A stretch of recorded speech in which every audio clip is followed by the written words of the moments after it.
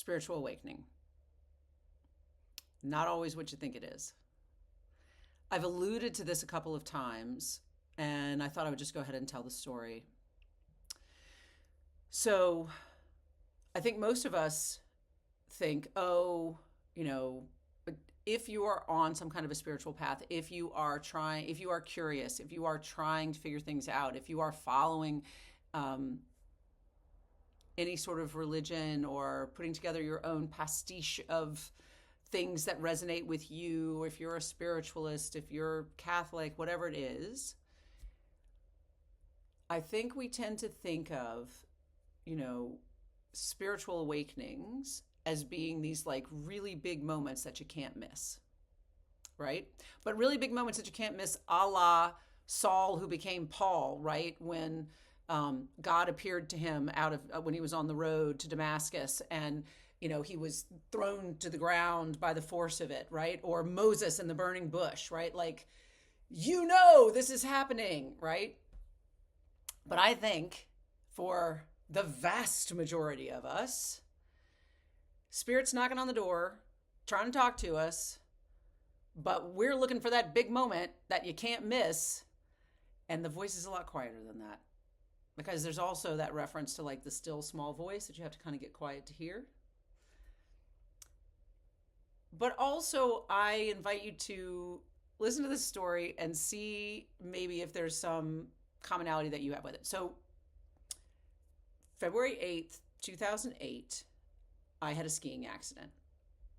I was hit from behind by an out-of-control kid when I had pulled over way to the side, very legally, out of the way, not in the middle of the slope, trying to let a class of little biddies get back to the ranch. And, no good deed goes unpunished. So I got taken out. Busted my ACL, had to get surgery, As it turns out, that was the turning point, the first turning point for a spiritual journey that I never, ever expected to take. A skiing accident, having my knee taken out. And the way and I recently got some weird confirmation on that. So recently I was talking to my spiritual coach and the wonderful Vera Lester, and she said, wait, I want to know exactly, because she does lots of astrology. And honestly, I've always been slightly skeptical of astrology. Well, I was very skeptical for a long time. And then I've been sort of like, okay, maybe. And then I've been slightly skeptical still. This experience I may finally have to be like, okay. So she said, so this is why I know my skiing accident happened on February 8th, 2008, because I keep a calendar. I have a diary. I don't have one here with me, but I keep a physical diary, okay? And I've been keeping a physical diary since one was first given to me in the year 2000 by my boss at the time, and to help me keep track of appointments. So I had it, so I went through and I was going through it, and I wasn't even sure. I couldn't even remember if it was 2007, 2009. I thought it might have been 2010. So I'm flipping through it. I have a general idea. It had to be cold. We were living in Europe at the time. So I'm looking like December, January, February, trying to figure out when I literally couldn't remember. So as it turns out, I'm flipping through February of 2008, and I see on February 8th, ski accident. So for whatever reason, at some point, I felt like it was important to write down that my ski accident happened on February 8th, 2008. Okay? Now, so what Vera asked me to do is, so I found it and I told her what it was. And then she puts that into her little astrological calculator, computer, whatever. And she said, oh my gosh. So it turns out that February 8th, 2008 was in the stars a profound day of spiritual awakening for me. Neptune was apparently directly conjunct my natal sun sign, like the exact degree on February 8th, 2008. Apparently that only happens every 165 years. So not everybody in their lifetime, so I guess about half the people that get to 80, don't ever have, and I don't know percentages, so y'all can do the math on that, but A lot of people never have that day occur in their lifetime, right? This day of incredibly profound spiritual awakening. Now, the only thing that happened to me on that day of significance was that I got hit from behind by a large, out of control child. But I have known for quite some time that that skiing accident is what propelled me forward and got me where I am today. I would never have started the kind of meditation that I do, the kind of spiritual curiosity and investigation and play that I've been doing for the last 17 years, had I not had that ski accident. And I knew that because after my surgery, a good friend of mine that I had become friendly with in Tokyo? No, Seoul, Annalisa Martinez. She is the one who said, you need to go do Bikram yoga to rehab that knee. I had no idea what Bikram yoga was. He has since been a bit, he's not the best character in the world, apparently. But the yoga that I practiced at the time did the trick. Probably about 6 days a week, I kind of became obsessed with it in a hot, humid room doing 36 yoga poses for an hour and a half. I went nuts. And I thought I was rehabbing my knee. I thought I was making my thighs thinner. I thought this might be the thing that actually, I've talked about my thighs before. I do remember thinking, oh, maybe this will be the thing that makes my thighs thin and I'll actually like my body now, right? And it didn't happen.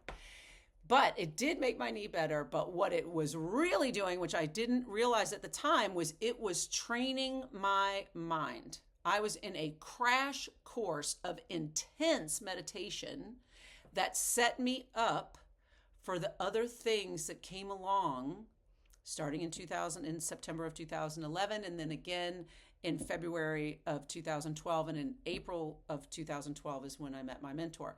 And by the way, that is when Neptune shifted into Pisces, where it's been for 14 years.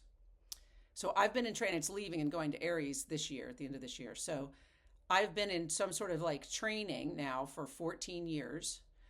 None of that would have happened if I hadn't had the ski accident in 2008 on February 8th.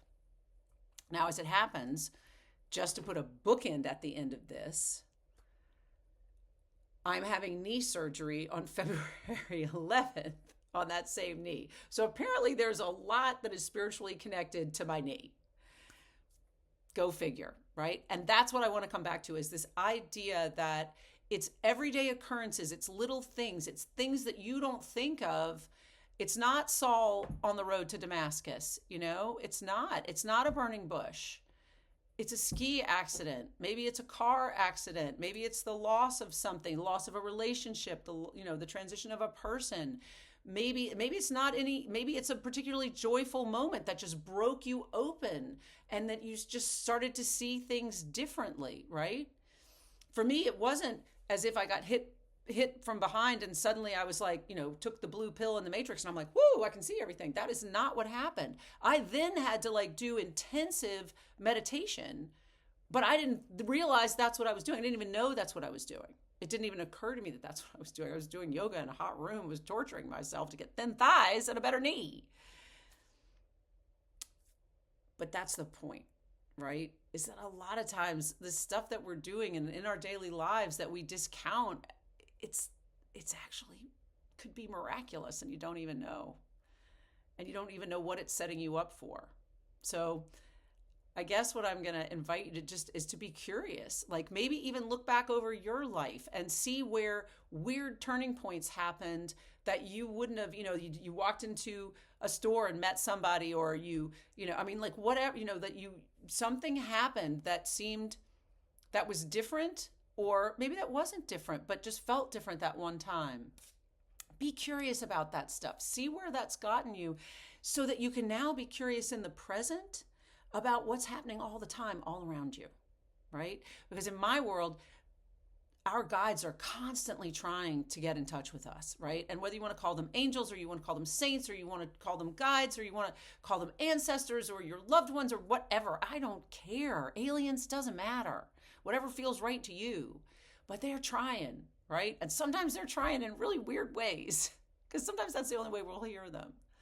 So, yeah, that's what I've got. Thank you.